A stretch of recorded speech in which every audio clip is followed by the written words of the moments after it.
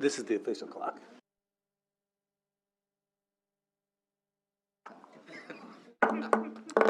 I'd like to call to order the meeting of December 3rd, 2021, the meeting of the Board of Regents. Roll call, please. Here. Here. Regent Cradaville? Here. Regent Limbach? Here. Regent Clare? Here. Regent Kenny? Here. Regent O'Connor? Regent Ferris? Here. Regent Here. Regent Schaefer? Here. Regent Stark? Here. Regent Whites? Here. A quorum is present. Thank you, Phil. In your materials, you have a copy of the minutes from the meeting of October 8th, 2021. I'd entertain a motion for approval. Are there any additions or corrections? Motion's been made by Tim. Is there a second? Phil? Regent Ibrahim? Yes. Regent Cradaville? Yes. Regent Limbach? Yes. Regent Hemmer? Yes. Regent Kenny? Yes. Regent Ferris? Yes. Regent Pillen? Yes. Regent Schaefer? Yes. Regent Stark? Yes. Regent Whites? Yes. Regent Clare? Yes. Motion passes. Thank you. In compliance with the Nebraska Open Meetings Act, the board has posted a copy of the act on the south wall of the boardroom behind the seating area for the press.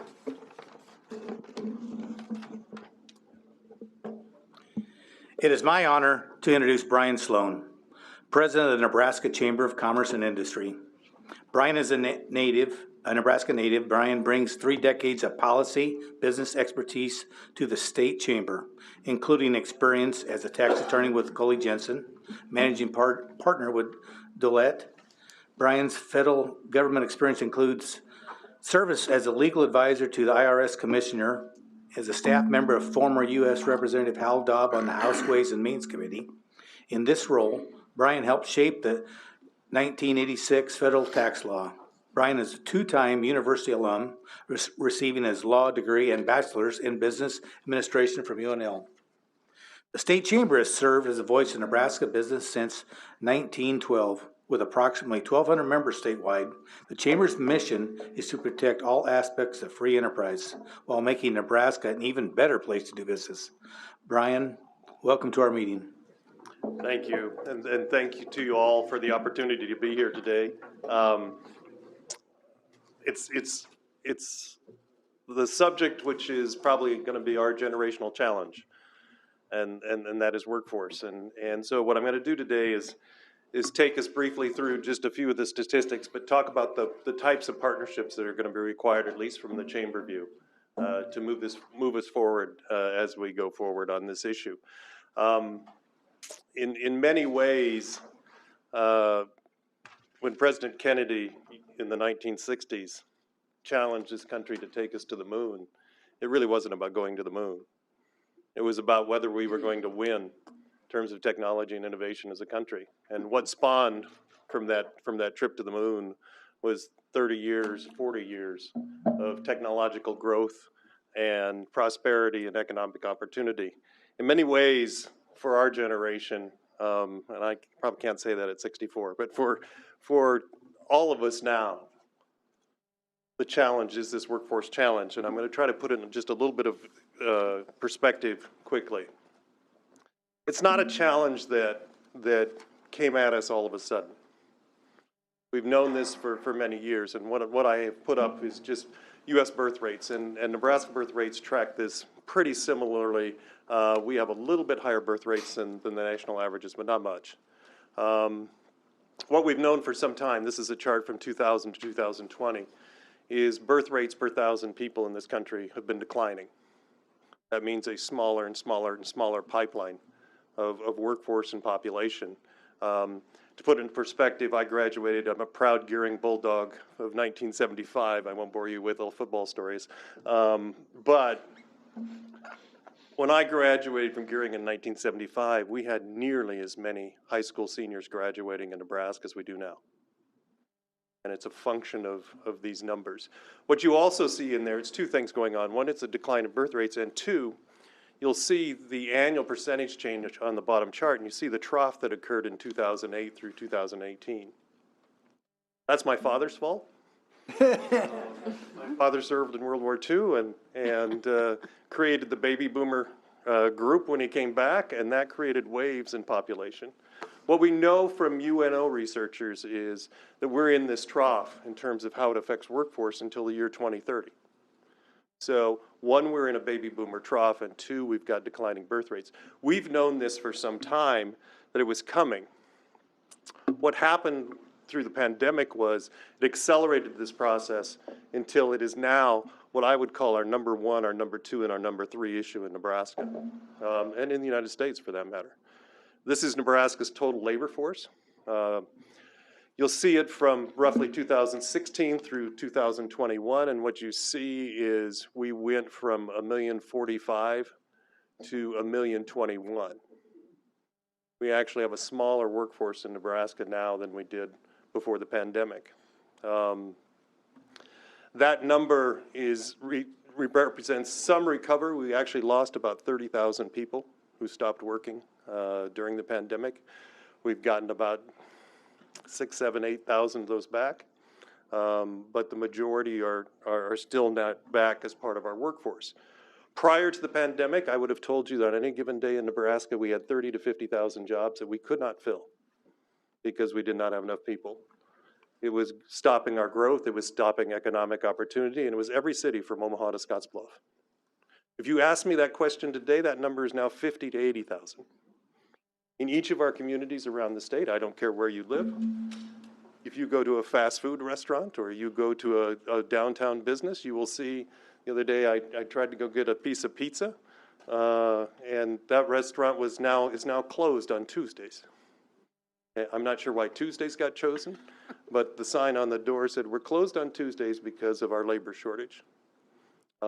This is not a phenomenon. This is an experience that we experience in every community around the state. As we look at Nebraska's future, addressing it requires getting into what's going on in a little more detail, and it requires bigger plans on how we're going to get out of it. Let me talk about the 30,000 who left. This is from the Department of Labor. Nebraska was different than the federal numbers. If you looked at the federal numbers, they were dominated by primarily women and women with children.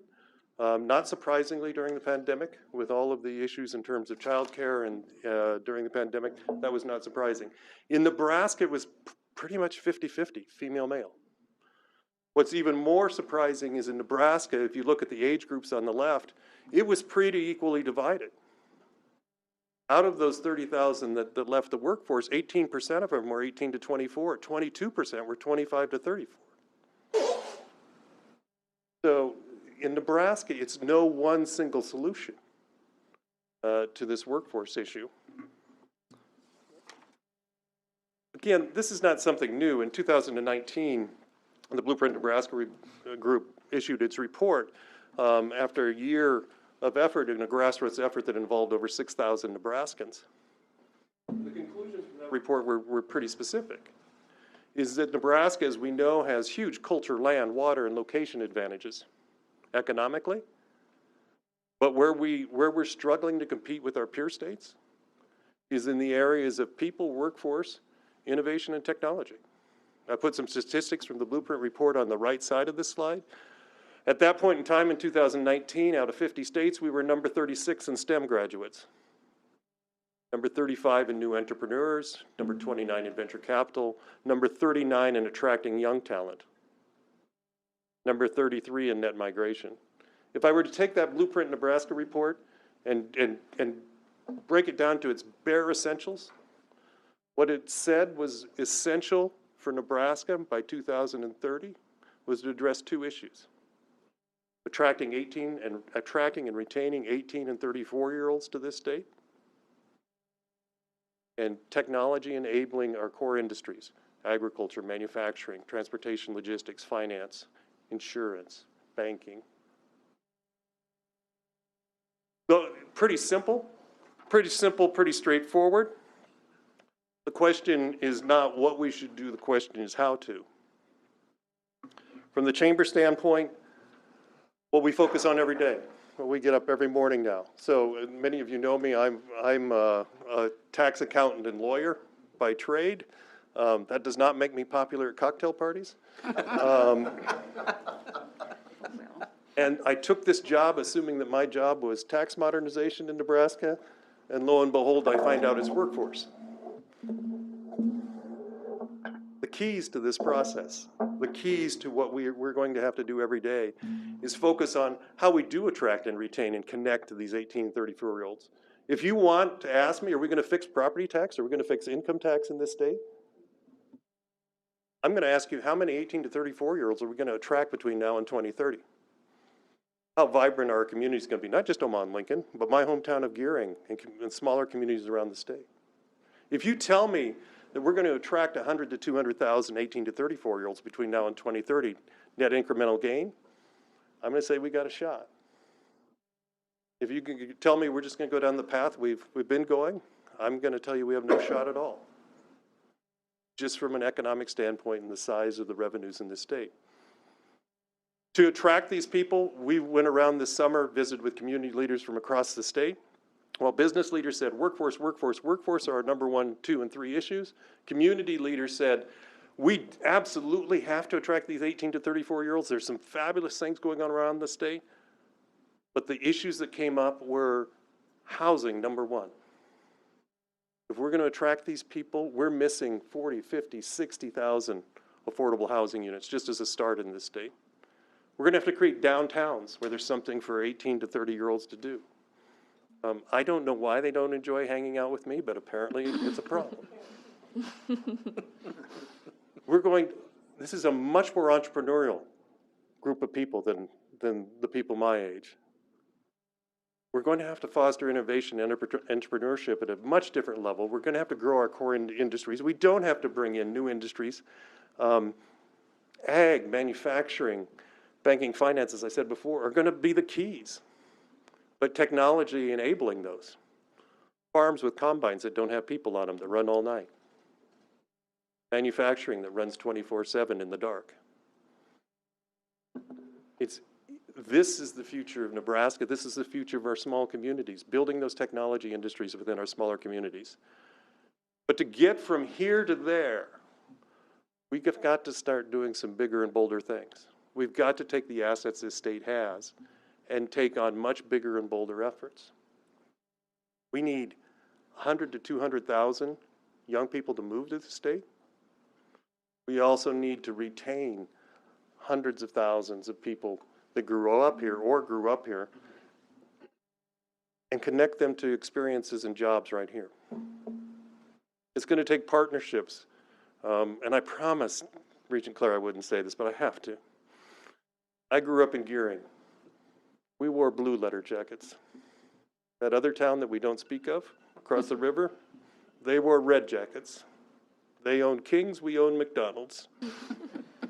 We're 65, they still wear red jackets, and we still wear blue jackets.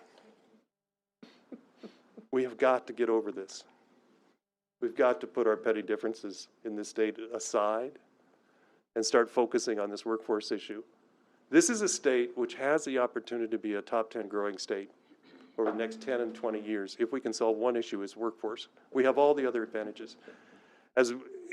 What really excites me about being here this morning is probably the most important institution in Nebraska in fulfilling this vision is the University of Nebraska system. There is no other asset that we have with the scope and scale to deal with these issues. We need partnerships with the University of Nebraska around changing our whole learning model, pre-K through post-secondary to experiential learning. We need the help of the University of Nebraska in recruiting these thousands and thousands of students to this state. The best thing that can happen is for somebody to move from another state, come to the University of Nebraska, and frankly, as my friend Senator Flood would say, meet their spouse or significant other and stay. We need the University of Nebraska to start providing the sort of research necessary to build the technology in our core industries. And we need to have the University of Nebraska sponsor the research to deal with the education and economic attainment gaps, to close those gaps, and to move people up in terms of skills levels and into the job market. Right now, we have over 100,000 people in this state, adults who do not have a high school degree. Nothing is impossible for this state, and I'll finish with this. I have the greatest job in the world. I get to get in my pickup every day and drive around to communities I love and talk to people. The people of this state are unique. I've lived all around the world. There's nothing like it. There's nothing this state can't do when it's unified around a common purpose. This workforce issue is a once-in-a-generational opportunity to change the face of this state and change the trajectory of this state. It's not Republican, it's not Democrat, it's not conservative, it's not progressive. It's just an imperative. So with that, I'd be happy to take some questions. Brian, we've talked about if you get them to stay here for 3 years, is that kind of the magic number that if you look at the population base, they'll stay? They just have enough roots put down in 3 years? That's what kind of captivates them? To be flippant, I would say, I don't have the data, but that was true with my wife. But more practically, what we do see in the data is that the key is the experience that they have in terms of their career opportunities and job and their community experience. If you look at communities that are redesigning their downtowns and redesigning the community experience and redesigning the recreation experience, and then if you take job experiences, the old model, as I was coming up through the accounting and law firms, which was an apprenticeship model, which was not a nice apprenticeship model, work 80 hours and maybe there's a carrot 20 years from now, that doesn't work anymore. It's two things, their community experience and their work experience, and we're gonna have to change the models for both. It's gonna take a lot of effort, but it needs to be data-based, and that's where the university comes in. We really need the research skills of the university to make smart decisions and not just what I think as we go about this process. Brian, thank you for the presentation. I've heard it a couple of times now, and I love it. Even the Gehring and Alliance references. Wear my letter jacket, I would still do it, but I can't. It would go about to here. I might get around one leg. The statistics that I keep coming back to with this is like in 1920, we had 1.3 million people in this state, and in 100 years later, we've got 1.9 million. So we've had flat growth. And if we're going to do this organically, we're never going to get there. Correct. We have to attract people here. And then we have to get them internships. Now, my question is, talking about it is one thing, but actually having somebody own the internship space where a person can call and connect somebody with an internship and really coordinate that, I think would be advantageous, as opposed to, now I'll speak and somebody say, hey, I need to get an internship, and I'll call Mike Zeleny and say, who do I talk to about that to get an internship, and he'll put me in touch with that. So I'd like to know how what would your plan look like if you had a magic wand that could wave it? What would you want to do to have that program grow? Two really key things in your question. The first part, we had this magical time in Nebraska. I mean, the whole culture of Nebraska was built around, in the first 50 years of this state, the promise that anybody, including my grandfather, anybody could come to this state, and the promise of opportunity and land and jobs. And this state went from 0 to 1.2 million in its first 50 to 60 years. We're only 1.9 now. We need that same genesis again. And in those days we had Little Italy and Little Prague and everything. We have the Irish capital of Nebraska. We have the Czech capital of Nebraska. I don't know what happened to my Scots. They never got a capital of Nebraska. We need that again. That's exactly what's going to be required. But the thing that we always run into is when we talk the scale and scope of bringing in 100,000 people and connecting them with internships and jobs and experiences, that's not a program. That's not something you fill out forms. You have an asset at the University of Nebraska, Handshake, which every single student gets, which connects students directly to employers. I don't know if you know it, but students are here. I had the privilege of teaching at this university for 4 years. Students are here. They're not filling out forms. They're here. So the solution is here. It's a technology solution, which is how do we connect our businesses and our mentors and our opportunities to these people digitally? And that's where we need your help. And we need a combination of all the post-secondary institutions and even K through 12. We need to connect kids to high school jobs through this. It's an investment. It's a public-private investment. The other piece of this is much of what we're doing needs to be community-based. It's a different answer in Scottsbluff than it is in Omaha. And so what we need to be is flexible enough to do it on a community base. That's where your campus system works incredibly.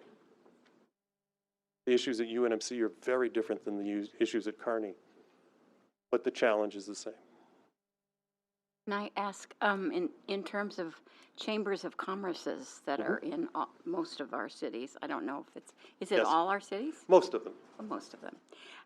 To what extent do you see them committing to some kind of a partnership with the university around these research needs and connecting people to, are they going to be a big lift of that? So I have a 60-person board Okay. of community leaders from across the state and 45 chambers who also I report to.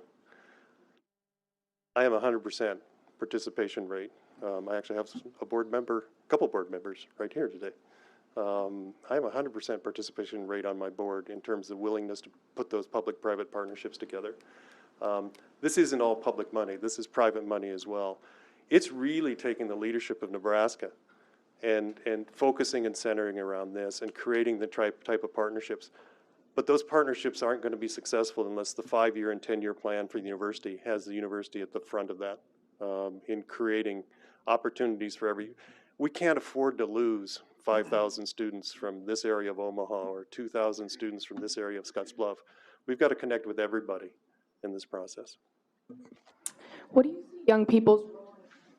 you see as young people's role in attracting and retaining our peers? So the Department of Economic Development is about ready to launch a $10 million, and it needs to be a $50 million campaign to recruit young people to Nebraska. You're going to be shocked that I volunteered, but they did not use my image in that process. Our existing 18 to 30-year-olds are going to have to be the salesman for this state. There's no question. As I often say, I'm the future of a retirement home in Scottsbluff, not the future of the state. And it has to start, but part of it, and we talk a lot about it, is there's a lot of me's out there. I'm the peak of the baby boomer. We're still filling the chairs. We're still suit and tying up every day. We need young leadership as part of this process, which again is the role of the University of Nebraska. You have student leaders right here on the Board of Regents. It's a classic example. That's what these partnerships need to look like. Brian, I know we could go all day. Yep. Because you are a fountain of information, and I want to say thank you for coming here on behalf of our faculty, our staff, our 52,000 students, our Board of Regents. I also want to say publicly how thankful I am for our relationship. I am an active part of your board, and our relationship will only continue to get stronger. And we are completely aligned in what we do here at the university and the challenges that you've outlined here today. So thank you again for being here with us. Yeah, and thank you all for your leadership, and President Carter, thank you for everything you're doing for this state. Really, very much appreciate it.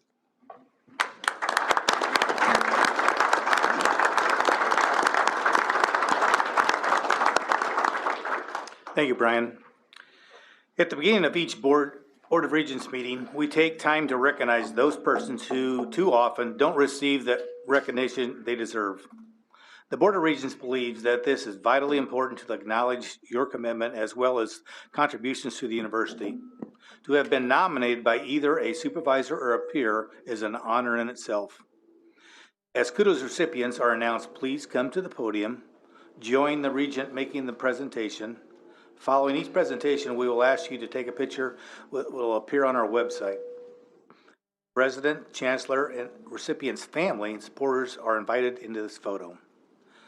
The first Kudos recipient is Chelsea Bartling of University of Nebraska at Kearney, and the award will be presented by Regent Stark.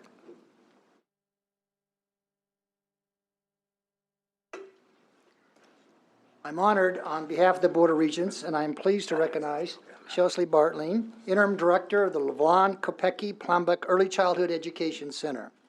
Located at UNK's University Village, the 19,900 square feet center provides developmentally appropriate education for up to 176 children from infant to age 6, including those with special needs. It also serves as a lab where UNK and UNMC students prepare for future careers through experiential learning. Chelsea is a native of Ruskin, Nebraska, a UNK alum, and is currently pursuing a master's degree, you should get credit for today, in education from UNK. She bleeds Loper Blue. She was appointed as the center's interim director in July 2020, brings 13 years of experience as a preschool early childhood specialist and teacher in Grand Island and Kearney Public Schools. In this role, Chelsea manages day-to-day operation, ensures maximum capacity is not exceeded, and staff-to-child ratios, difficult during this time, are met, oversees the center's budget, monitors the child and adult care food program, ensures licensing, compliance, and provides orientation for new staff and continuing education for others. Implementation of our new curriculum programs, conduct a major assessment program, offering educational partnerships on campus and the community, and facilitating 75% growth in the center staff and student enrollment. That's pretty big. She also serves as president of the Kearney Area Chapter of Nebraska Association Early Childhood for Education and Young Children. Vice Chancellor John Watts comments, as a child care providers across the country struggle to keep doors open amid the pandemic, Chelsea successfully implemented strategies to grow enrollment and improve quality. She has gone above and beyond to serve Kearney's young children and their families. Joining Chelsea today is her husband, Tim, who serves as UNK's Assistant Director, Digital Learning Space. Please join me in congratulating Chelsea for her important, impactful, and outstanding work.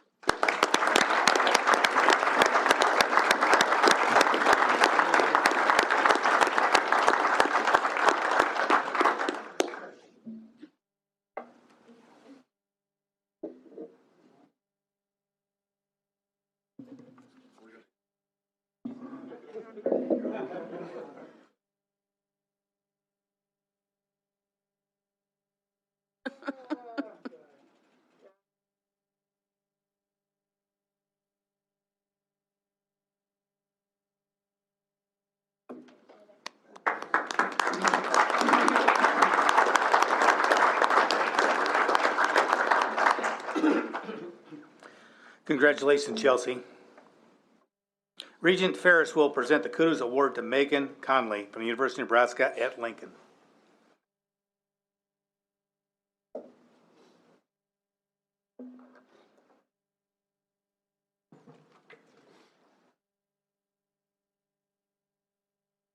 Board of Regents is pleased to present a Kudos Award to Megan Conley. Megan is the Title IX coordinator in the Office of Institutional Equity and Compliance at UNL. She served in the Office of Institutional Equity and Compliance since 2016. Now that takes a little perseverance in an office that's charged with the responsibilities that they have. In her role as the Title IX coordinator, she ensures compliance with the federal anti-discrimination law, which applies to public universities like ours. Every day, she and her coworkers support faculty, students, and staff to ensure that they know that UNL is dedicated to the prevention of sexual misconduct. Megan works tirelessly to administer complaints and investigations and to create a safe learning and working environment on campus. She's skilled at developing and applying university policies related to Title IX and leads a team that's committed to ensuring that UNL complies with this important federal requirement. Her job is often a thankless one, and she makes a real difference, however, in the lives of every member of the community that she serves. She truly demonstrates the belief at UNL that every person and every interaction matters. Her commitment to the university is inspiring. Joining Megan today are her wife and 6-year-old daughter, Alyssa and Kevlin, right? She's not here. Not here, but joining them in spirit at least. And co-workers, Mark Pierce, Jody Wood, Leslie Shaver, Deanna Schultes, Rob Doe, and Emily Neely. I hope I got those names reasonably correct. Please join me in thanking Megan and her team for her dedication to the Office of Institutional Equity and Compliance at UNL.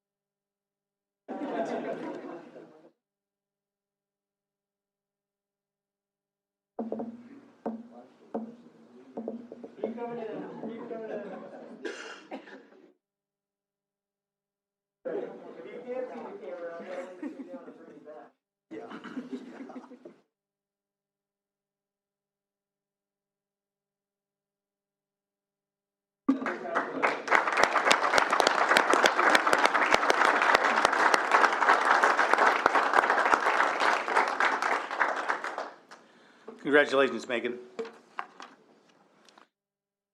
Regent Cradaville will present the Kudos Award to Luther Murdoch from the University of Nebraska Medical Center.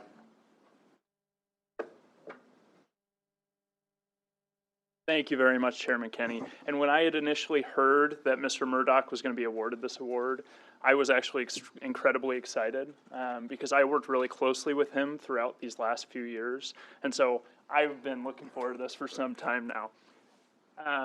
So on behalf of the Board of Regents, I'm pleased to present this Kudos Award to Luther Murdoch, Accreditation and Assessment Coordinator for the Office of Academic Affairs at UNMC. As many of us know, accreditation provides proof that higher educational institutions meet standards needed for teaching and training of students. And Luther was really instrumental throughout this process, and his nominator actually said in helping UNMC recently complete that Higher Learning Commission accreditation process for the North Central region, it really went off without a glitch. All accreditation criteria were met in that 4-year span, and the review was just one part of the open pathway 10-year cycle leading up to a more comprehensive review in 2026 and 2027. And his nominator actually said that Luther helped anchor and did most of the heavy lifting for our accreditation team, and that was clear to me as a student seeing all of this unfold. He helped, in some of the bullet points that were offered to me were that he helped improve the process of gathering, tracking, and retaining materials for university-wide accreditation. He supported campus-wide accreditation team and shifting how they functioned during the pandemic with little to no disruption in the data and evidence gathering process. Was responsible for writing almost all of the initial drafts for this process, and all of the revisions in the final version that was submitted fell on Luther's plate.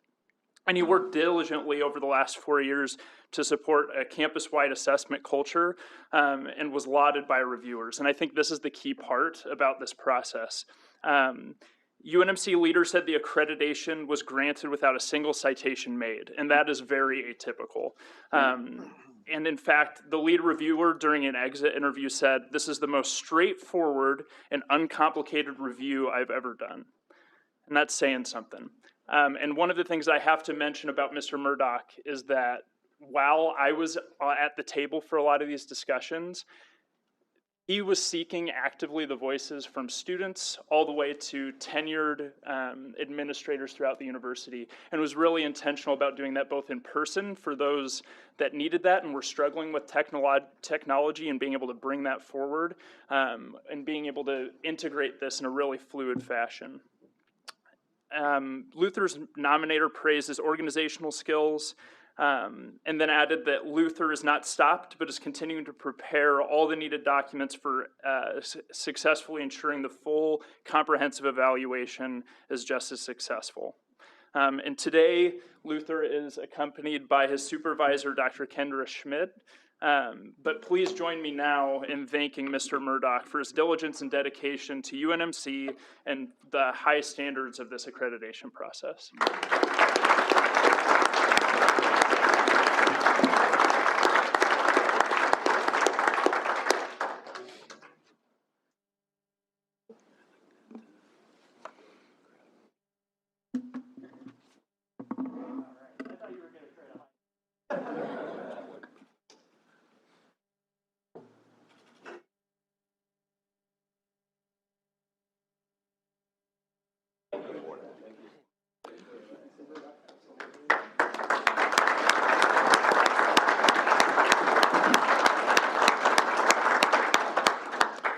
Congratulations, Luther.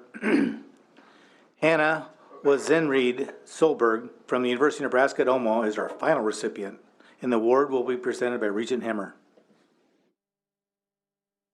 Good morning, everyone. The Board of Regents is proud to present a Kudos Award to Hannah Wazenreed Solberg, an advisor for the College of Education, Health, and Human Services at UNO.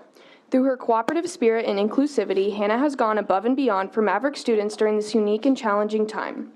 Hannah has demonstrated great care for her nearly 300 advisees, ensuring that her students are on a timely path to graduation. She is intentional about making decisions that affect her advisees, and as concerns are raised, she directs students to the appropriate campus resources. She also works with the highest professional and ethical standards, stepping in to support students and colleagues alike when needed. Hannah's nominator describes her as someone who cares deeply about those in her community. She is an active representative on Staff Advisory Council and co-leads many initiatives. As a member of the SAC Professional Development Committee, she was a key player in the creation and continuation of the SAC Professional Development Fund, which has helped many staff members gain additional skills that directly enhance their employment at UNO. The fund has also positively contributed to the culture of discovery and knowledge pursuits in staff development on campus. Even with all of her other responsibilities, Hannah regularly provides updates to her college about opportunities and resources afforded by the Staff Advisory Council and serves as the college's representative for the UNO Academic Recovery Program. Hannah is a maverick, her nominator remarks. She is committed to growing as a professional, and like a true maverick, she is creating an environment for others to grow with her. Joining Hannah today is her husband, Tom Solberg, and her advisor, Y. May Furman. There's that.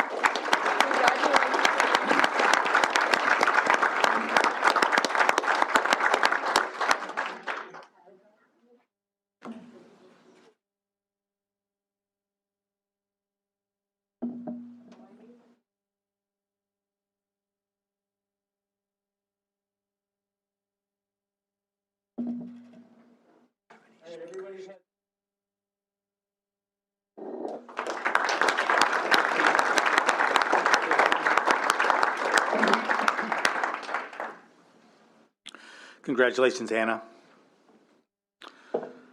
Our bylaws require that we hold a hearing whenever an amendment is proposed in our bylaws or similar governing document. I now declare the hearing open with respect to the revisions to UNL bylaws and Academic Rights and Responsibilities Committee procedures. This recommended revision and updates align with UNL's campus bylaws and procedures to the revision of Section 4.7 of the Board of Regents bylaws amended April 9th, 2021. In accordance with our rules, these revisions were included in the information item on October 8th, 2021, and they're proposed for approval today as item 11A5. Is there anyone present wishing to be heard on this matter? If so, please come forward, identify yourself, and complete the sign-in.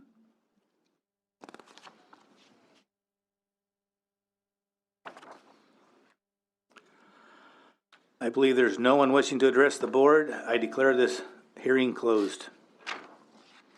Now I'll turn it over to President Carr to provide some remarks. Thank you, Chairman Kenny, and good morning, everyone. thought I'd just start out with a little actual recent news. A lot of you may be very well aware that one of the astronauts that's up in the International Space Station was my former assistant when I was superintendent at the Naval Academy, Lieutenant Commander Kayla Barron. Last night at 2 a.m., she became one of the few Americans that have ever suited up and actually walked in space. It's about as cool a thing as I think I could possibly talk of, and I'm a bit of a proud dad about it, and I wanted to share it with everybody. I actually have pictures that she sent me this morning from low Earth orbit, and I'll be happy to share some of those with the press if they want to see them. And oh, by the way, she's going to be up there for 6 months, and when she comes back, she's going to come to Nebraska. So it'll be a chance for everybody to meet. Now, obviously, we've been in the news a little bit lately. I want to address some of the issues that have been discussed head on. I've heard from a lot of Nebraskans over the last few days and weeks, and I think it's really important that our board, our faculty, our students, our staff, and our citizens hear directly from me about where I think we are and where we might be going. Before I get into that, I think we need to just take a quick step back. I like to try to think myself as a little bit of a strategist, someone that tries to take the big picture. And in my life experience, I've come to have a view of education. And I want to just tell you, first off, I'm coming up on 2 years as being your system president, what my view of the University of Nebraska is and why it exists. And it's one word: opportunity. We were created along with all land-grant institutions because of the leaders of our country recognize that higher education should be available not to a few, but for all. Not just those with means. The Moral Act opened doors to a whole new population of Americans who have now had the opportunity to change their lives through affordable, accessible higher education. That promise still exists today. And in fact, it may be more important than ever, as we heard from Brian Sloan just a few minutes ago. There's a whole new generation of young people whose lives can be transformed through education. We have a long history of providing these opportunities. The University of Nebraska is one of the most affordable universities in the country, regardless of which campus you come to in our system. And we've even grown over some of the most challenging periods. We grew our enrollment at the height of COVID-19. We send thousands of graduates in the workforce each year, and we are about to do that very thing with graduations coming up on all our campuses in just the next couple of weeks. But I believe we can do more to make certain that the University of Nebraska and the great state of Nebraska is a place of choice for everyone. Now, I loved hearing from Brian Sloan this morning about the urgent workforce challenges facing our state. And I'll tell you, we're not going to be able to do those challenges without growth. Growing the number of students who enroll in higher education, growing retention and graduation rates, growing the number of people who stay in our state, and growing the number of new Nebraskans who we welcome to our state. Now, as I've heard Brian say before, and I didn't hear him say it today, but workforce is a 50-state competition. In Nebraska, we compete to win. We expect to win. And I think our game plan has to include being the most welcoming and inclusive place we can all possibly be for all people, where opportunity is extended to all, where all voices are brought to the table. Now, the commitment to action that University of Nebraska-Lincoln rolled out a few weeks ago for their UNL campus is a proposal that is attempting to get at some of these goals. And I want to recognize that there's been a lot of work over many months to try to get that plan together. I also know that there are many other voices that can be added to this conversation. We've talked candidly about where the rollout of this commitment to action came up short. And I want to acknowledge that. We've said it in the news, I want to say it here. Notably, the lack of engagement by this board. I'm not going to dwell on it, but I want to acknowledge that Chancellor Ronnie Green has spent individual time with each and every member of this board, and I think that's an important part of how we're going to move forward.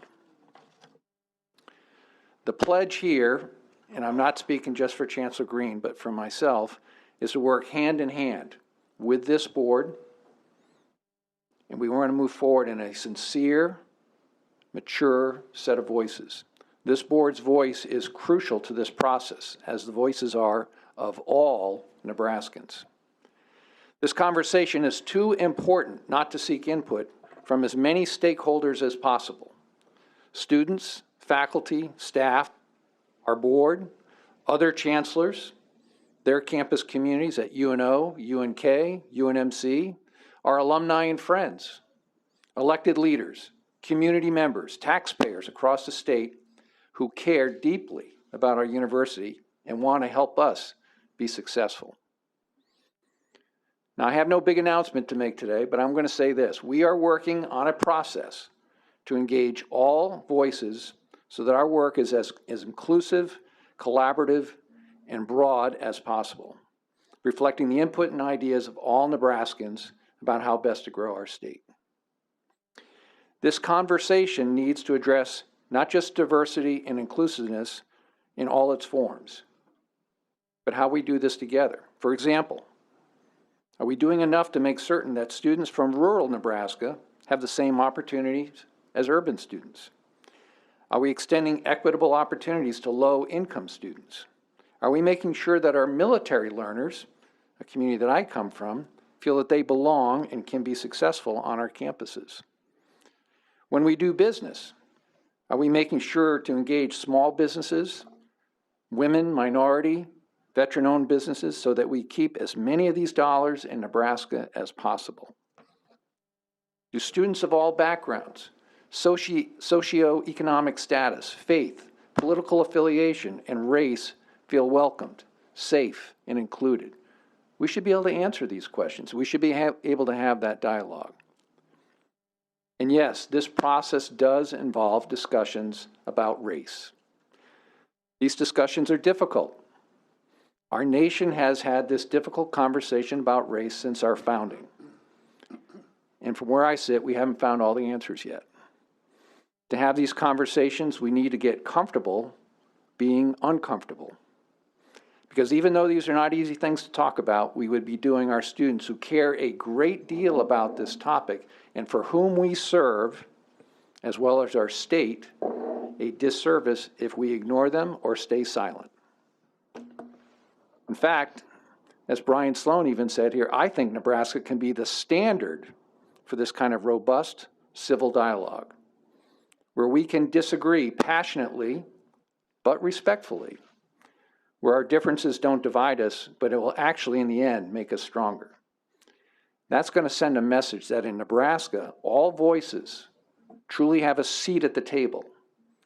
And that's the kind of message that will attract people here and grow our state. So why do I say all this? Well, part of it is because our university is so full of incredible people. They're doing incredible things at a time of great opportunity for our state. I have an opportunity just to reflect a little bit on this past year. I believe a strong and growing university is vital to our success. So many good stories happening across our University of Nebraska, and sometimes because we get deflected in other conversations, we don't have a chance to highlight and demonstrate those. Now, time does not permit me today to talk about all the great things that this university system has accomplished this year, but I'll just highlight a couple. New partnership with the Department of Homeland Security to grow the Homeland Security workforce of the future. An amazing partnership. Incredible progress on our deferred maintenance agenda. In year one, we are already moving forward on more than $100 million worth of projects. After today, with this board's consideration of the projects coming before you, that will be as high as $227 million, including an unprecedented investment in fine and performing arts facilities at UNL, something they've been waiting on for over a decade. Huge win for our students, faculty, and Nebraska taxpayers. I want to say thank you to all our publicly elected leaders, as well as this board and our chancellors, for this amazing leadership and partnership. We've had a lot of openings, job openings, and we're starting to fill them on all of our campuses. New leadership appointments bring vision and energy to our team. One of which I could not be more excited about is our new athletic director at UNO, Adrian Dowell, who's going to be an outstanding leader for our Mavericks. Now, you all know I'm a bit of a sports nut. I can't help but just say a couple words about some of the sports things that have happened this year and some of the things going forward. Got to brag a little bit. Yesterday, the NCAA announced all university and college graduation for student-athlete numbers. UNL had the highest graduation success rate in Husker history at 95%. The 11th straight year that has increased. 13 sports had 100% graduation success rate, highest graduation success rate among black student athletes at 90%. And for me, somebody that was always prideful of our graduation rate at a place like the U.S. Naval Academy, I can't help but compare. UNL's graduation success rate was exactly the same as the Naval Academy, which had its highest in its history at 95%. By the way, those tie for top 10 in the entire nation. It's a remarkable success story, and I wish we could talk about it more. Our Husker women's basketball team off to an 8-0 start, historic start. Coach Amy Williams building something very special there. Husker football is over, but I got to give a shout out to football co-captain Austin Allen, Big Ten tight end of the year and first team Big Ten. Husker volleyball is beginning their tournament run tonight, and we're always in the hunt. Maverick volleyball had a historic season, first regular season championship in D1 program history, and Summit League Coach of the Year, Player of the Year, and Setter of the Year honors. And of course, I love Mav hockey. Top 10 program, and they're back on the ice tonight.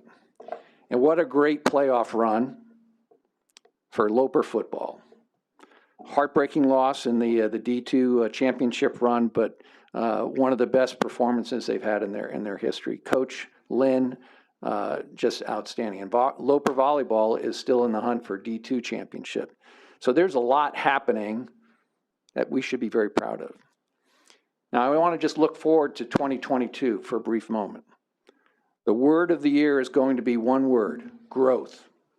We're going to be taking another look at our 5-year strategy, checking off the numerous items that we've already accomplished, and determining our priorities going forward. And we're going to be all about that one word: growth. Growth in student success, research, partnerships, workforce development, including new strategies for student internships, and I'm excited about what's ahead. So I'll wrap up with just saying thank you. Thank you to this board for your leadership. Thank you to our student regions, especially for your leadership. Thank you to our chancellors for their leadership. 2021 has been a great year, but I'm looking forward to how we're going to move forward and do what we've always done: create opportunities and growth, not just for our university, but for the citizens of our great state of Nebraska. So now I'll turn it back over to Chairman Kenny. Thank you. Thank you, President Carter, for those remarks. On behalf of the Board of Regents, I want to echo what President Carter said about the importance of moving forward as one Nebraska. We all agree the University of Nebraska will play an important role in growing Nebraska in the future. Thank you. The standing rules provide that any person or persons may appear and address the board on items which are not on the agenda. If an individual provides corporate secretary with 24-hour notice, in accordance with section 7.1 of our standing rules, we are allowed to waive any of the standing rules for the duration of the meeting. Included under the information only with today's meeting materials are proposed amendments to the standing rules to improve the public comment period for our constituents. Recommended improvements: remove the current 30-minute limit on the total public comment period. Clarify speakers will be allowed 3 minutes to address the board and add an option for submitting written testimony. The board will also consider these amendments at our February 2022 meeting. I would like to call Regent Limbaugh to present a motion to waive certain portions of the standing rules for respect to the public comment. Thank you, Chairman Kenny. I move that the Board of Regents waive those portions of the standing rules which limits the total time for public comment to 30 minutes for all speakers, and further move that each speaker shall be permitted 3 minutes to address the board. Thank you. Is there a second? Second. Who was that? Jack. Jack. Roll call, please. Regent Cradaville? Yes. Regent Limbach? Yes. Regent Hemmer? Yes. Regent Ibrahim? Yes. Regent O'Connor? Yes. Regent Ferris? Yes. Regent Pillen? Yes. Regent Schaefer? Regent Stark, Yes. Regent Whites, Yes. Regent Claire, Yes. Regent Kenny. Yes. The motion passes. We have been contacted by 14 individuals who wish to speak on a topic that are not on today's agenda. When your name is called, please come forward, identify yourself, and complete the sign-in sheet if you have not done so. The first speaker would be Lee Todd.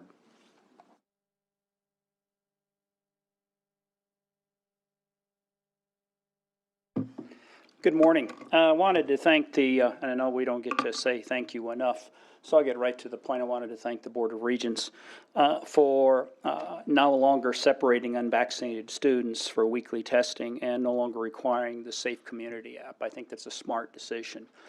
I would also, though, like to say that I think it's a victory for some choice.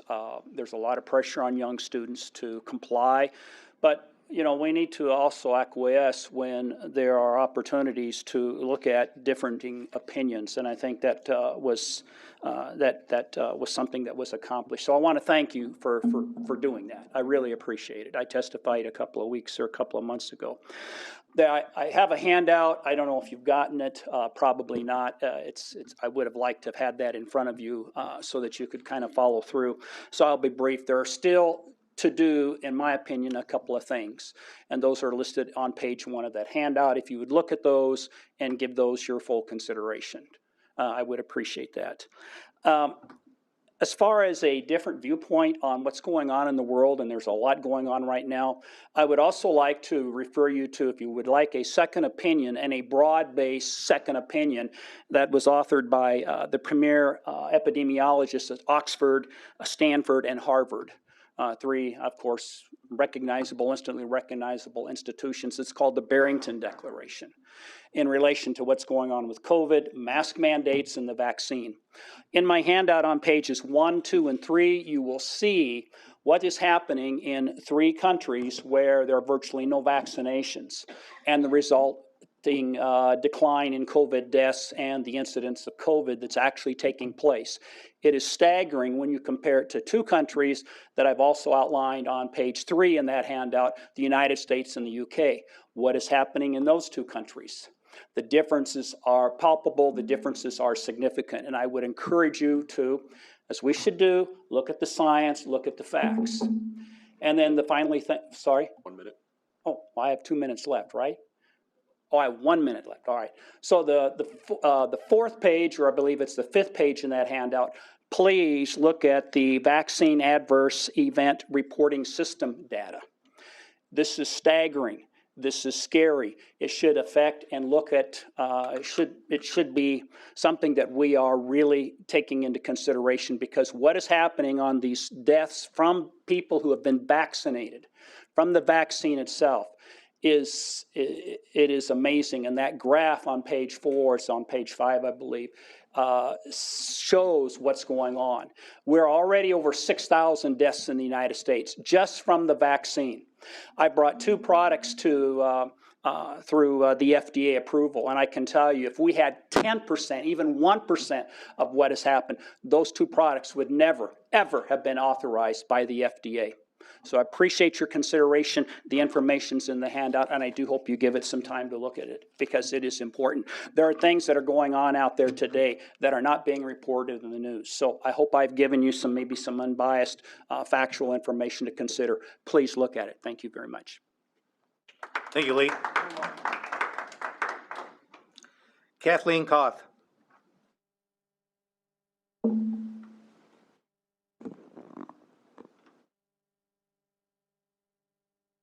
Hi there, my name is Kathleen Kauth, and I am from Omaha, and I get to say thank you to the Regents today. I found out on Wednesday that you have changed your policies about the vaccine passports, the Safer Communities app. As I understand it, it will no longer be used to access buildings on campus. You will not be testing only unvaccinated students once a week. You'll be doing a random sampling of all students, faculty, and staff, which is incredible for preventing divisiveness and antagonism towards unvaccinated students. these are really, really great starts, and I'm so pleased that you've listened to people when they come up and talk. That says great things about you as a board. I do want some clarification about the Safer Communities app. The fact that it's still being used to schedule, are students mandated to have that app on their phone? And I know there was an article today in the Journal Star about some tracking issues, so I would like some clarification about that. Without pause, though, when this was first introduced, you accepted the vaccine passports as something that was okay to do.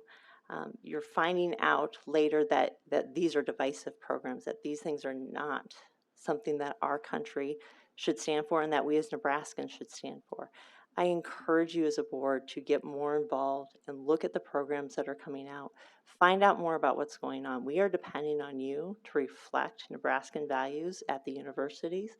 And like I said, I'm so pleased that you took the time, listened, looked at our research, and made the changes that you have. So thank you very much. Thank you. Daniel Rezek. Here, Daniel.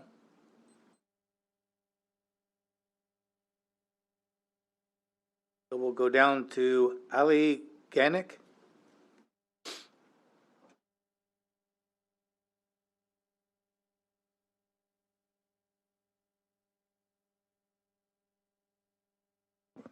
Good morning. My name is Isla Ganich, and I'm a lifelong Nebraskan and a senior at the University of Nebraska-Lincoln. As I'm currently working on my law school applications and have been accepted to Nebraska law, I can't help but be hesitant about attending Nebraska.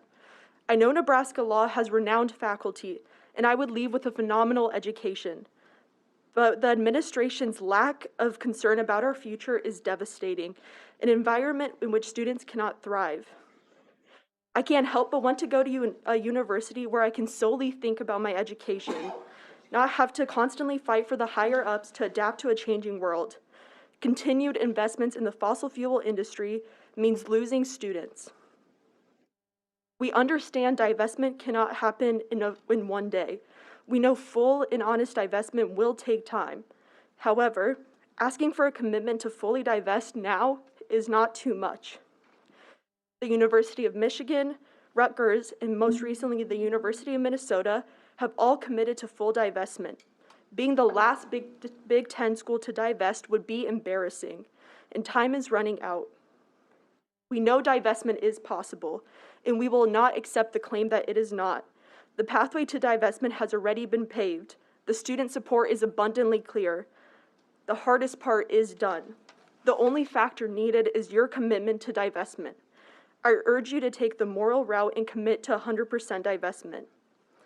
What does give me hope for Nebraska and makes me, along with a multitude of other students, consider staying in Nebraska is commitments like Chancellor Green's commitment to anti-racism. And it is repulsive to me that some individuals are so prejudiced that they think an initiative like this is inherently anti-white. I hope you all recognize the critical importance of this initiative and do not let the governor's racist political campaign cloud your judgment. Thank you. Thank you. Abigail Ritter.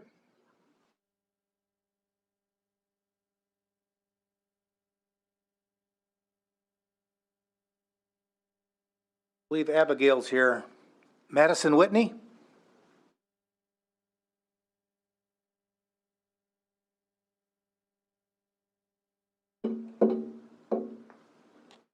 Hello, my name is Madison Whitney, and I would like to thank the board for the opportunity to speak today. I'm a senior environmental studies and global studies student at UNL and will graduate in May. I've testified for divestment for almost a year now, and standing in front of this podium hasn't gotten any easier. Each time, I try to find the right words to say to not only show the fear that I have about the climate crisis and NU's lack of action, but to emphasize the determination we as students have about this issue. We are not here to waste your time, call you names, or procrastinate the finals that we should be studying for. We're here to ask for a simple and doable action item: publicly commit to divestment. I'm tired of hearing that public commitment won't change anything or that it would hinder progress because it is too politically charged. Rutgers, Minnesota, and Michigan have already publicly committed to divestment, and movements are quickly spreading around other Big Ten schools. I want my university to listen to the science, the economic trends, and most importantly, the students, and view divestment as a necessity rather than a threat to our public image. As someone who is in the 18 to 24 age group, a great way to retain and attract my age cohort is divestment. We know that divestment doesn't happen overnight. All we're asking for is a public commitment and a way to hold our university accountable. You risk losing students if you continue to be silent. I would also like to say that I am proud to have Chancellor Green as my chancellor, and his commitment to hear students and make changes across campus is exactly what we need in our leadership. His work on the Journey for Anti-Racism and Racial Equity plan gives me hope for my university. Thank you. Thank you. Lucas Riff.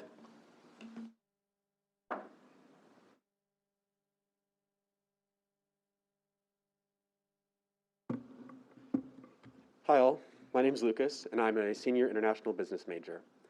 I'm a lifelong Nebraskan and I'm happy to be here at UNL. However, I'm not so happy about the fact that we still haven't committed to divestment. We know that these investments need to go and they aren't a good look for our university or our state. Students want a responsible university. We want divestment. Students want a progressive university looking towards the future. We want divestment. I appreciate the progress so far, like the ESG policy, but it's not enough when over $1 million is still invested in fossil fuels. We can and should invest in alternative energy investments, like investments in wind farms that stand to directly benefit Nebraska instead of hurting it. Divestment keeps Nebraska healthier and safer for everyone who lives here. The same signs we've been seeing all along are still pointing us towards divestment. Hundreds of other universities and even major financial institutions are divesting. Coal is dying, if not dead, while renewable energy is quickly becoming cheaper and more efficient. You all have the unique position and opportunity to make divestment a reality and make our university and state a better place to be. It's time to divest. Thank you. Thank you. Jeannie Greason.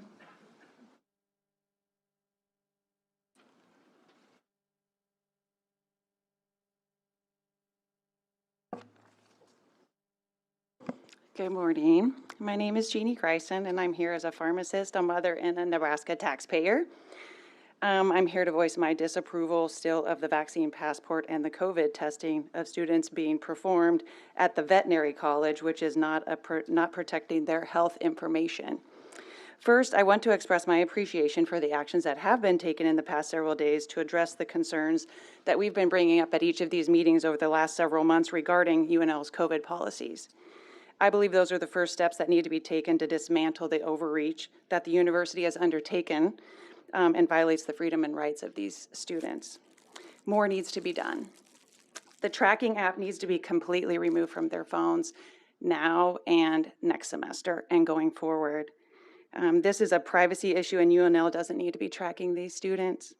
The university has a system of emailing that would be plenty sufficient to contact students if they need to. Any mandatory testing of these healthy kids needs to go.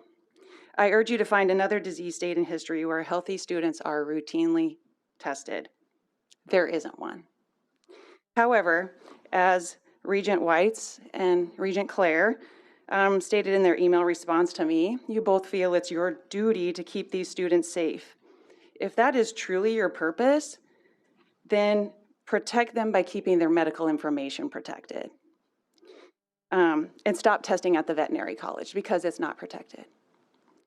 If personal health information is not of importance to you, then I urge you to start getting your own health tests done at the veterinary college. Why not? Drug studies are done on animals and extrapolated to humans, so I'm sure they could handle your A1C, your cholesterol panel, your vitamin D, or even your genetic testing, Mr. Clare.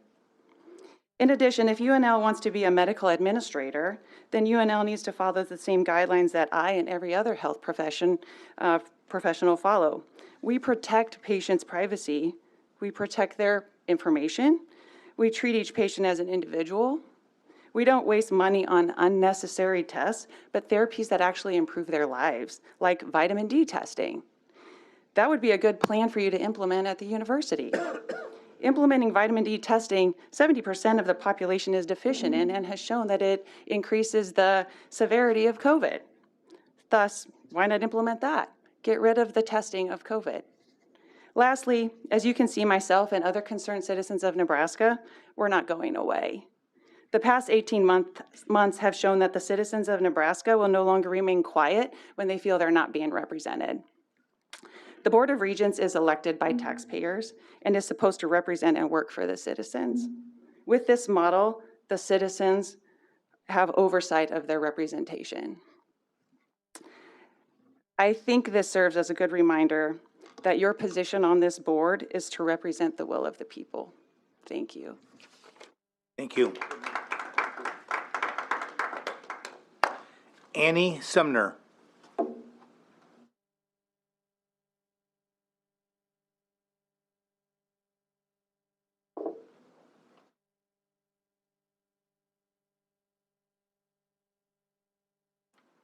Hello, my name is Ann Sumner. I decided to speak in person instead of just sending an email to show how much I support our freedoms in the United States and academically. I'm a UNL alum, my husband and I are donors, and we have had tickets to football, basketball, and volleyball for a couple decades. I was so excited to have our oldest attend UNL this year. In-person classes and no vaccine mandates were deciding factors.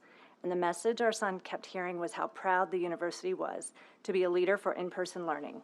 Nebraska is known for not following the crowd, and I think that's admirable.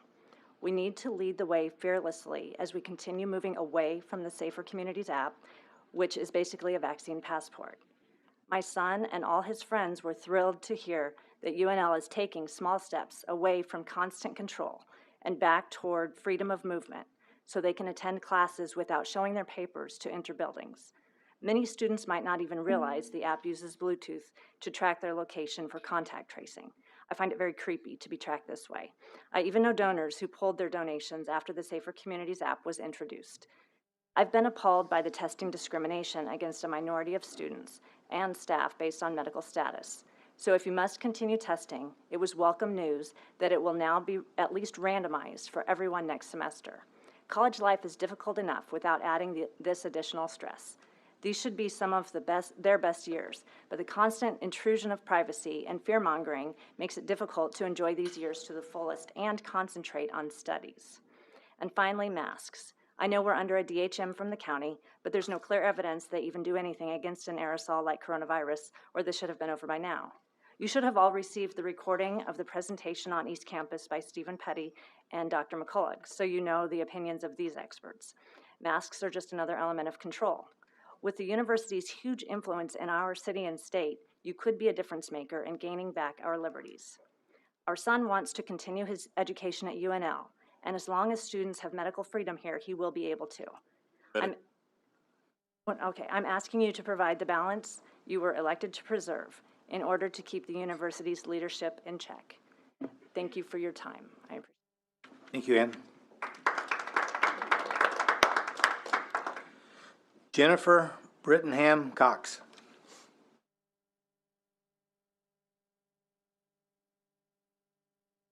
Good morning. My name is Jennifer Brittenham, and I live in Elkhorn, Nebraska. As a lifelong Nebraskan, UNL alumni, and taxpayer, I was pleased to hear that the university will no longer be requiring the Safer Communities app to enter buildings. However, while a step in the right direction, I think we still have some work to do. By requiring students to test, you are coercing them to submit to an unwanted medical procedure, which is a violation of their HIPAA rights. They're young adults. I think we should treat them as such. This COVID, from what I can see and the information that I've read, is very much like a flu. If you're symptomatic, stay home. So this is their training ground. This is where they get educated and they learn how to move forward in life. So let's treat them as such. I also want to just speak briefly to vaccine passports, as I have seen mention of that, and I just wanted to speak to that a bit. The vaccine passport cannot and should not ever happen. It is a violation of privacy, personal health information, and I, as a taxpayer, do not want my tax dollars used to support any institution that would implement such a requirement. Just want to throw this out there because I don't think it gets said very often. We always hear about all the deaths around COVID.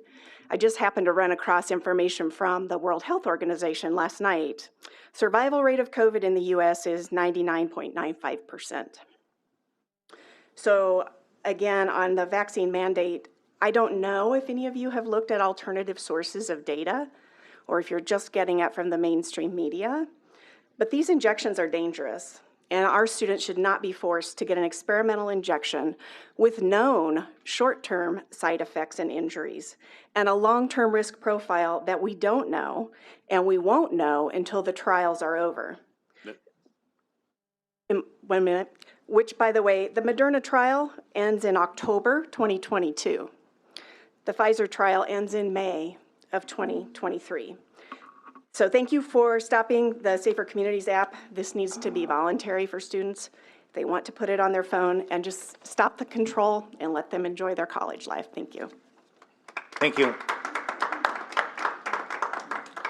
Joseph Skradsky.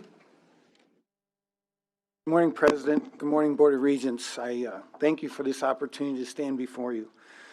I am a lifelong Nebraskan. I am a graduate of University of Nebraska, as well as the University of Nebraska College of Dentistry right across the street. I had 4 children attend this university, and I've been very, very actively involved as a graduate advisor, a pre-dent club speaker, and a board member of Phi Gamma Delta.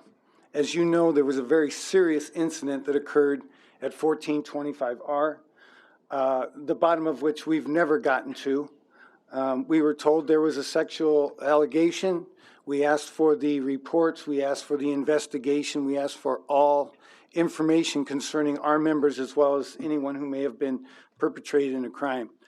To this date, we have no report on a sexual allegation.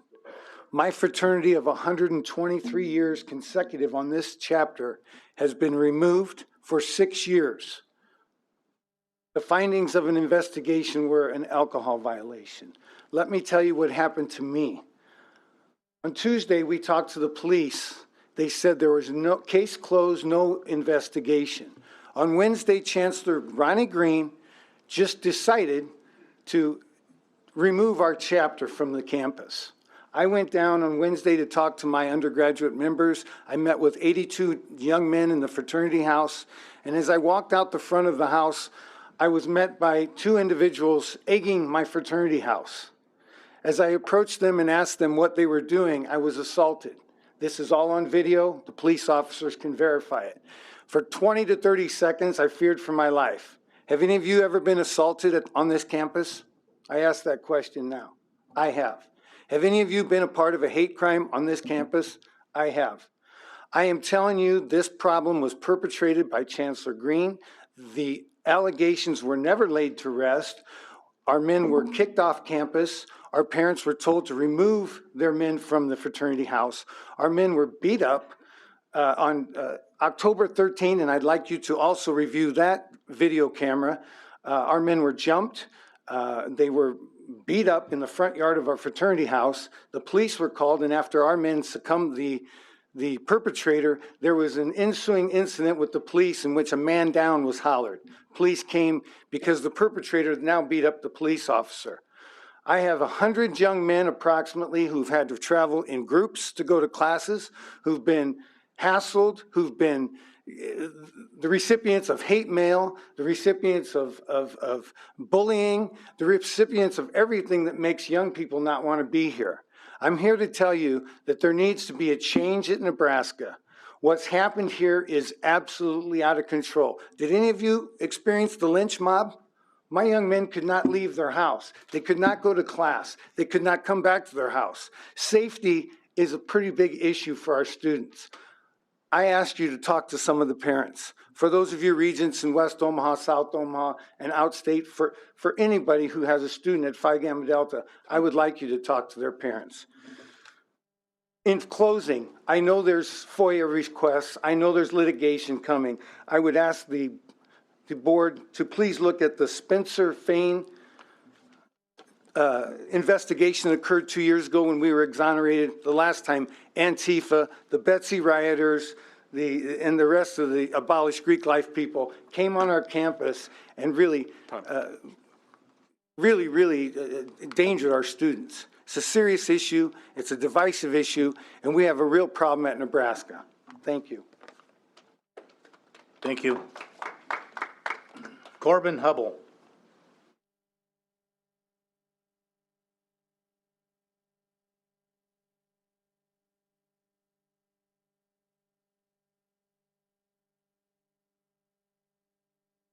Hello, my name is Corbin Hubbell. I represent hundreds, if not thousands, of students who have passed through UNL's campus and hundreds of students who are currently on UNL's campus. I work for Turning Point USA, a registered student organization at UNL's campus. We had an event in October, on October 13th, with Dr. Peter McCullough, Stephen Petty, and Martin Cannon, all experts in the medical field, scientific field, and also legal field. One of you were able to make it to that, so I'm very thankful for the person who was able to make it to that and understand the arguments that we're trying to present. I also wanted to talk today about the Safer Community app. I wanted to thank you guys for getting rid of the mandatory testing for unvaccinated students. That's a step in the right direction. However, I do feel like it must be voluntary. It should not be a requirement. It must be voluntary. I also wanted to transition into a next issue that we had on campus recently involving some of our chapter members. UNL professor Gerard Harbison was doxing our students. He published a list of names, not just of students in our chapter, but from students from a youth ministry group also on campus. We are exploring our legal options with that, but I wanted to bring that to your attention if it's not already. It has been reported on, so I just wanted you to be aware of that. One thing that I also wanted to connect those two issues together with is you tell students to provide their personal information for their safety with the Safer Communities app, but UNL allows professors to publish the names of students on their website with malicious intent. If we cannot trust you with our names, how can we trust you with our health? It's time to end the use of the Safer Communities app and end the tracking of students' medical privacy and medical history. Thank you so much. Thank you. Steve Colby.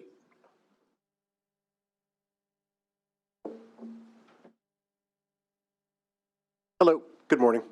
This may sound like Brian Sloan and I may have coordinated this, but I swear I have met him for the first time this morning. So, as president of the Faculty Senate of the University of Nebraska-Lincoln, I'm speaking today to convey the support of the Faculty Senate Executive Committee and faculty members for Chancellor Green and the recently publicized Commitment to Action Plan. The faculty of the University of Nebraska-Lincoln support the action items laid out in the plan, which aims to assess how our university supports every individual in pursuit of their educational and professional aspirations. This plan is a product of discussions involving the entire campus community, students, staff, faculty, and administrators. In addition, there have been multiple and repeated opportunities for all Huskers to engage in dialogue on what we can do to increase the accessibility and quality of a Nebraska education. Creating a more open, welcoming, and supportive university for all supports growth of the university and the state economy. Facilitating the academic and professional success of our constituents will have a positive impact on their desire to stay, plant roots, create careers, and become robust community members in the state. We want to grow the university and its positive impact on the economy of the state, including playing a key role in recruiting, training, and retaining new members of the workforce across the region.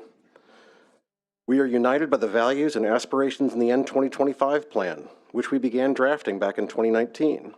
Foremost among these values is that every person and every interaction matters.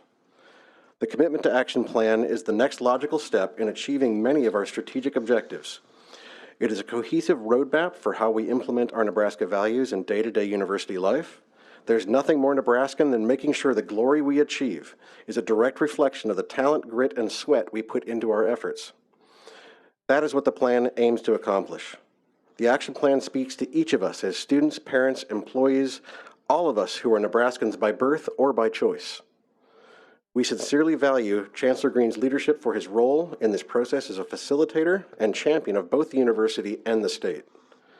Our mission is to provide a world-class education to all students, To do so, we must do what is necessary to support all Huskers, students, staff, faculty, and administrators, and to attract new Huskers. We stand by the Commitment to Action Plan, and we applaud Chancellor Green and President Carter for having the strength of conviction to do what is best for our university and the proud state of Nebraska. Thank you very much for your time this morning. Thank you, Steve. Stacy Skold. I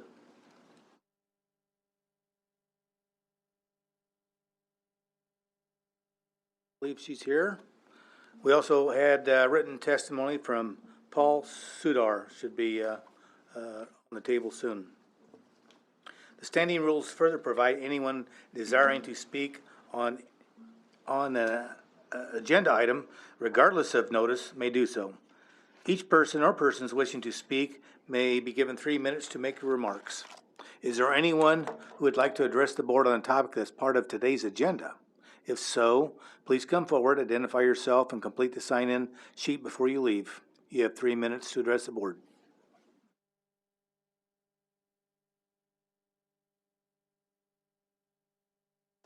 There being no one present wishing to speak, now I declare the opportunities for public comment closed. It is now time to consider the consent agenda. The consent agenda is indicated by its name.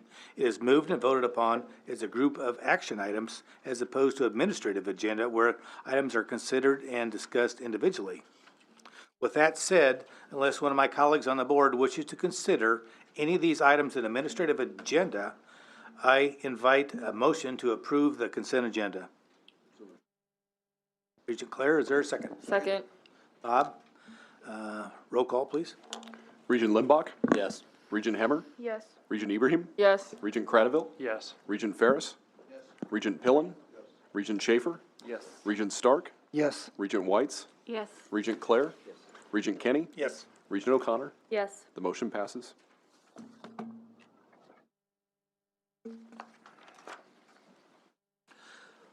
One of the personnel changes we have just approved an interim vice chancellor for business and finance at UNL.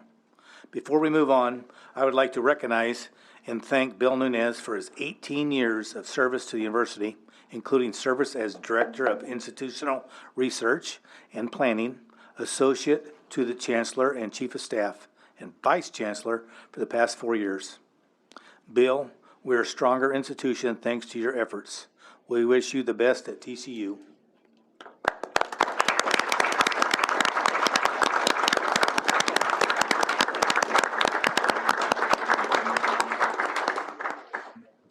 Thank you, Bill.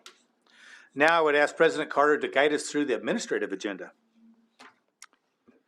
Under Academic Affairs, unless there's an objection, I recommend the board consider items 11A1 and 11A2 together. These program eliminations are part of a curricular modernization in the UNL College of Agricultural Sciences and Natural Resources. Formal options have been created within existing degree programs for students interested in intensive study in agricultural and environmental sciences, communication of grassland, ecology, and management. The small number of currently enrolled students will be allowed to complete the program of study. These items have been reviewed by the Academic Affairs Committee, and I recommend them for your approval. Is there a motion to approve? So moved. Tim, and I need a second? Second. Cool. Roll call, please. For discussion.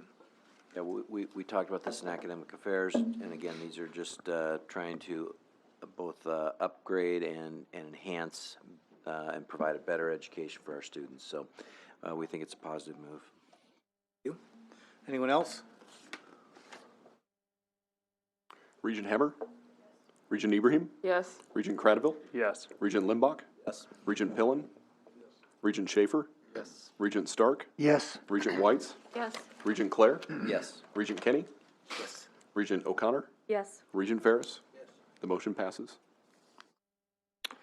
Item 11A3 requests approval to eliminate the Master of Science, Doctor of Philosophy, and Graduate Certificate in Survey Research and Methodology at UNL.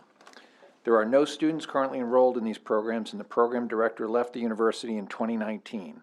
Given the lack of student interest, its elimination is warranted. This proposal has been reviewed by the Academic Affairs Committee, and I recommend it to you for your approval. Motion's been made in. How about a second? Second. Any further discussion? None? Regent Ibrahim? Yes. Regent Cradaville? Yes. Regent Limbach? Yes. Regent Hemmer? Regent Schaefer? Yes. Regent Stark? Yes. Regent Whites? Yes. Regent Clare? Yes. Regent Kenny? Yes. Regent O'Connor? Yes. Regent Ferris? Regent Pillen? Yes. The motion passes. Item 11A4 requests approval to create a graduate certificate in educational neuroscience at UNL. This proposed in-person 12-credit-hour program is designed to provide competencies in foundational neuroscience principles, neuro and autonomy, analytical techniques, neural foundations of speech-language development and literacy, and the interpretation of neuroscience principles related to emotional and cognitive development. Current and prospective students indicate that receiving formal recognition for these core competencies would be an asset to their career development and future job searches as school districts apply educational neuroscience research to classroom and extracurricular settings. This proposal has been reviewed by the Academic Affairs Committee, and I recommend it to you for your approval. Thank you, Ted. Is there a motion to approve 11A4? Bob, is there a second? Second. Any discussion on this motion? I just want to say really quick, I think it will give more opportunity Huskers to really stand out in the workforce when we go out, but I really think it would be an advancement to our overall curriculum over at the University of Nebraska-Lincoln, so I'm very excited for it. Cool. Anyone else? Batul, are you going to be holding a news conference to tell us what the foundational neuroscience principles are? I will actually defer it to the qualified Huskers, so. Anyone else? Hey, Phil? Regent Cradaville? Yes. Regent Limbach? Yes. Regent Hemmer?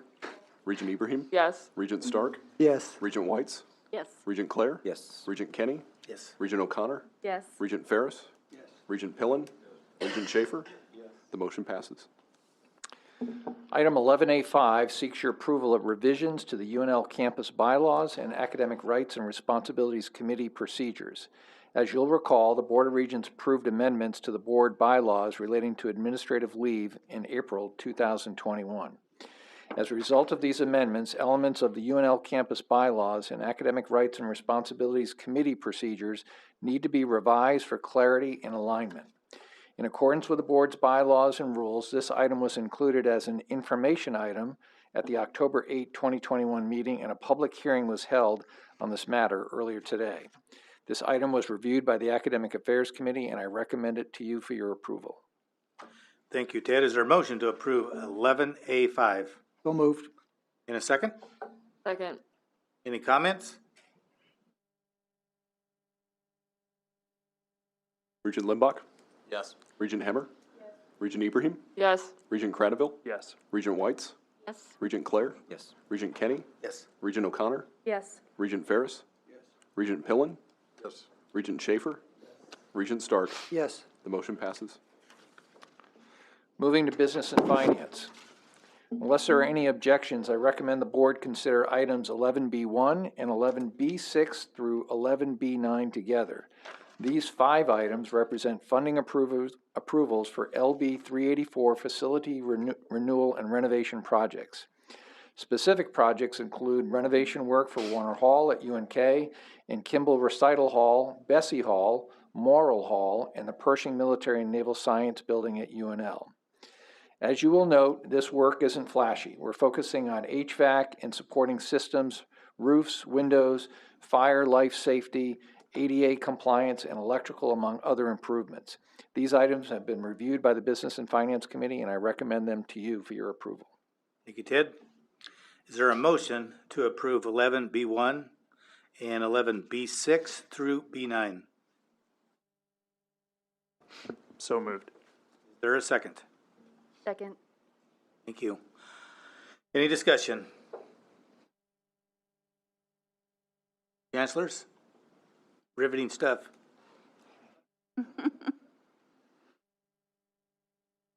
Just make a very brief comment. I think you all recognize the importance and value of the LB 384 opportunity for the university, and as President Carter mentioned earlier today, including another item that you're going to look at here for UNL. There's almost $120 million of approvals in these projects today. It's critically important for the future of our campus and university. Christensen? Chairman Kinney, I think is important to note. Yesterday we started really taking down Otto Olson on our campus as a building. And it's a shining example of what happens if we don't do deferred maintenance. Over the years, we just didn't have the funds to do it. We always said, you know, next year we're going to get to that roof. Next year we're going to get to those windows. Next year we're going to do heating and air conditioning. And because of budget constraints, we never did it. Consequently, we wind up building a $50 million building and destroying an old building, which we couldn't salvage. And deferred maintenance is crucial if we're going to be good stewards of the university assets. And so these projects are right in line with that.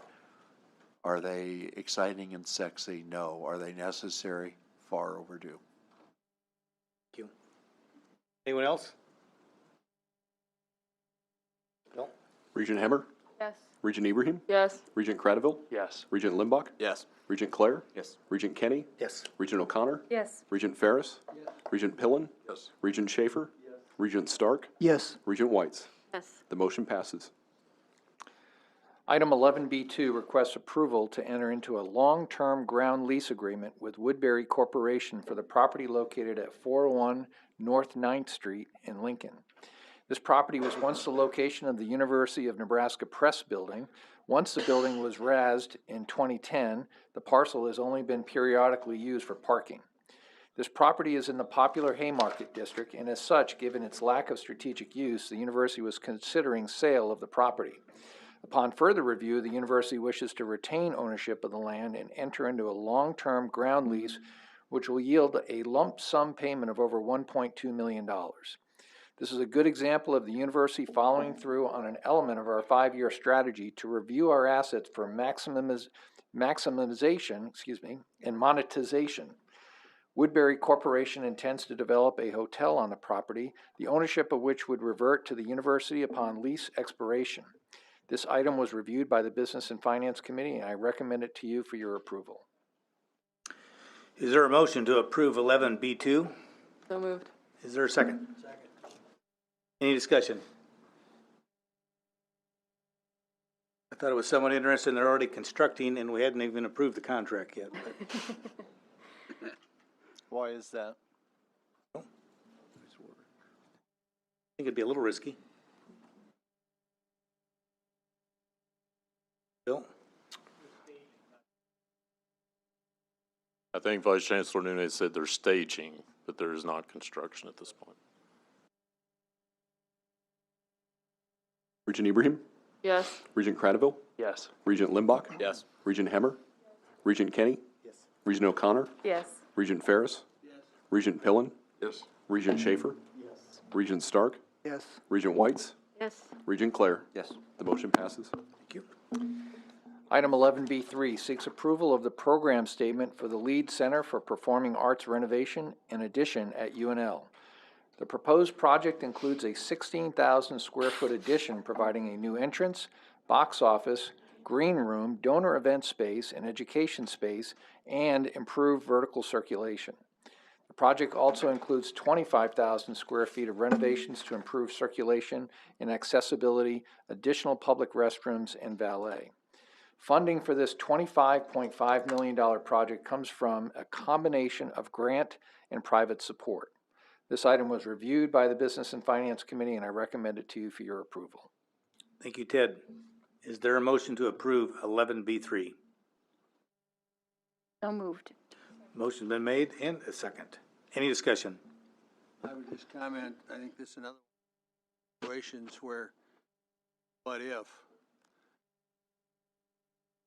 it's a funding from funds other than university budget, grant that they're looking for, funds they're hoping to raise, or they need it as the project. Anyone else? I just want to say that I've had some of my best experiences at UNL in the Lead Center and watching performing arts. So I'm really excited to see this, and also the fact that accessibility has been one of the points that President Carter said. It's really nice to know that it will be a more accessible building and et cetera. But I'm also really excited to engage the local Lincoln and perhaps Nebraska community in what we bring to the Lead Center. So. Thank you. If you've looked at it, it looks like a great addition to the facility, so. Anyone else? Regent Kenny, I might just add to clarify for Regent Ferris's comment a moment ago, the funding for this is contingent upon a $10 million matching grant that we have in currently, and we have expectation that we're going to receive that grant that matches private funding. We are very close to having that private funding match there.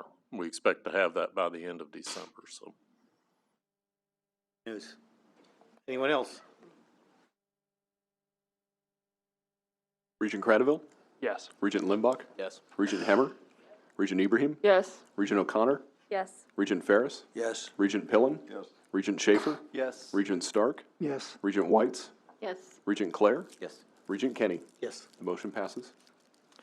Item 11B4 seeks approval for a budget increase and to amend the construction manager at risk contract to a guaranteed maximum price contract for Phase 2 of the North Stadium expansion project at UNL.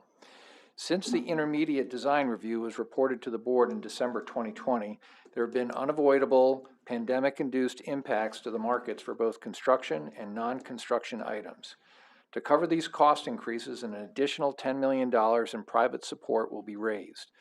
When the project was divided into two phases, a guaranteed maximum price amendment was approved by the board for Phase 1 of the project.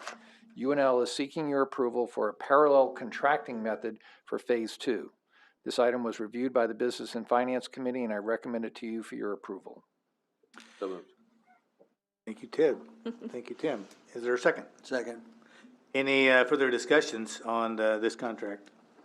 I just thank Ted for his clarification here. I think this has confused some folks who said, how can you have a guaranteed maximum price and then you're going to amend it? Well, we really didn't. We had a guaranteed price for the first phase, and we're now going to have a guaranteed price for the second phase. So that's, it's a little different than it might appear. I can understand the confusion, but we haven't lost all of our reasoning power. And to further that, it's all private money. Right. I might just provide the board an update on that. So I know when you talked about this earlier, we're in the fundraising process. We currently have $106 million committed to the Go Big project, and we have another $22 million out in consideration that we expect to have. We expect to be at over $120 million raised privately in this before we're done. So we're very pleased about that. I credit Trev Alberts, our athletic director, with a huge move forward in that way in the last 6 months. So that will make a loan of how much? Well, if we end up at 120, the original package was a $50 million bond that we would be bonding on it, so we would probably be at $40 million bond on the total project in the end. Anything else? Regent Limbach? Yes. Regent Hemmer? Regent Ibrahim? Yes. Regent Cradaville? Yes. Regent Ferris? Yes. Regent Pillen? Yes.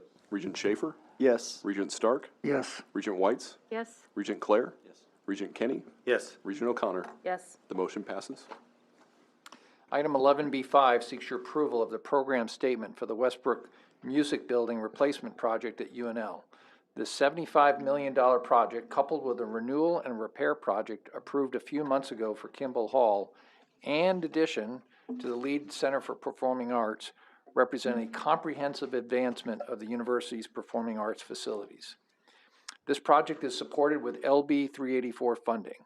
Unlike the renewal and repair projects, Westbrook Music Building is recommended for replacement. Constructed in 1967, Westbrook was not designed with many of the features expected in a music instructional space, such as acoustic isolation and quiet HVAC systems, among other system designs. The proposed new building would be sited adjacent to the existing building. This project was reviewed by the Business and Finance Committee, and I recommend it to you for your approval. Excuse me. Is there a motion to approve 11B5? Is there a second? Second. Motion been made and second. Any further discussion?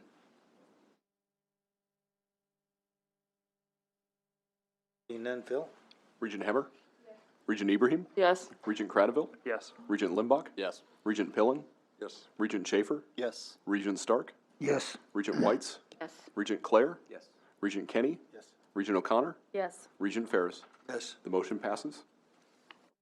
Item 11B10 seeks your approval of an interlocal cooperation agreement with the City of Omaha for funding the Saddle Creek campus expansion and Project Next at UNMC. Support from the City of Omaha would include $45 million for design and construction of Project Next, $18 million for design and construction of public improvements, e.g. roads and infrastructure, and $30 million for design and construction of a public parking facility. On November 23rd, 2021, this item passed its third and final reading before the Omaha City Council. This item has been reviewed by the Business and Finance Committee, and I recommend it to you for your approval. Thank you, Ted. Is there a motion to approve 11B10? So moved. Motion's been made and seconded. Any further discussion? Chancellor? Just to say that this did pass, as President Carter stated, by a 7-0 vote affirmatively with only positive commentary. I would just want to take this opportunity to thank Mayor Stothert and, of course, to thank the mayors of the Omaha City Council for this critically important piece of the funding foundation for Project Next. This continues to reaffirm that this trajectory remains accurate, and the partnerships with the public and the private sector are quite vibrant at this time. So thank you for your consideration of this important resolution. Thank you, Chancellor. I'd be remiss to not contribute to this conversation, considering the conversation we had with Mr. Brian Sloan today. Some of you may know I'm interviewing right now for a residency in pediatrics, and I'm frequently asked what my career goals are long term, and that always involves coming back and practicing in Omaha and at UNMC.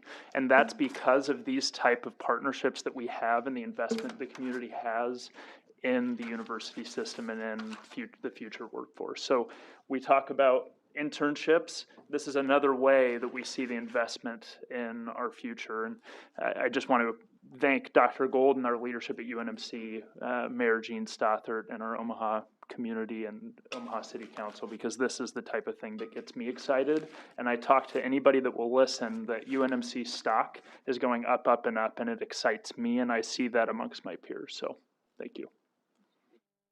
Thank you, Chancellor Gold, for all the hard work. Anyone else? Regent Ibrahim? Yes. Regent Cradaville? Yes. Regent Limbach? Yes. Regent Hemmer? Regent Schaefer? Yes. Regent Stark? Yes. Regent Whites? Yes. Regent Clare? Yes. Regent Kenny? Yes. Regent O'Connor? Yes. Regent Ferris? Yes. Regent Pillen? The motion passes. Thank you, Phil. Finally, under the for information only, there are many numerous reports for your review. Thank you, President Carter. I accept the reports listed on the agenda on behalf of the board. With no further business, I see no objection. We stand adjourned.